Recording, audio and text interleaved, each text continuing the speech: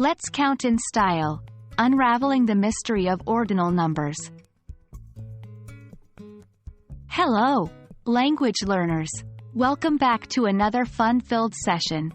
Today, we're taking a fascinating journey into the world of English numbers, particularly focusing on ordinal numbers. We will cover what ordinal numbers are, why they are important, and provide plenty of examples to help you understand how to use them, especially when dealing with dates and calendars.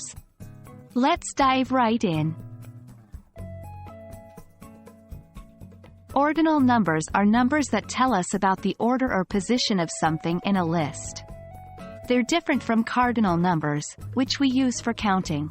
Some common examples of ordinal numbers include first, second, third, and so on. You've probably used them more often than you realize.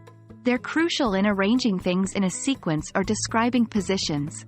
Examples: she came in first in the race. I live on the second floor. He is the third person to arrive.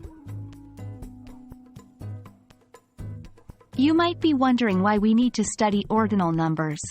Well, they are incredibly important in daily life.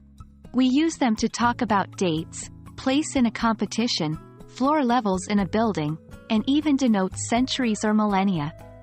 In essence, ordinal numbers help us to organize and make sense of the world around us. When it comes to dates and calendars, ordinal numbers play a pivotal role. In English, we generally write dates in the month, day, year format, and we use ordinal numbers for the day. Examples: July 16, 2023. She was born on the 1st of April. We are meeting on October 31st. Here, the numbers 16th, 1st, and 31st are ordinal numbers, indicating the position of that day in the respective month. English ordinal numbers follow a certain pattern. Numbers ending in 1 are usually suffixed with "saint", like first, 21st, etc. Those ending in 2 have "nd", like second, 22nd. Numbers ending in 3 have "rod", as in third, 23rd. For all other numbers, we add "th", like fourth, 5th, 24th, etc.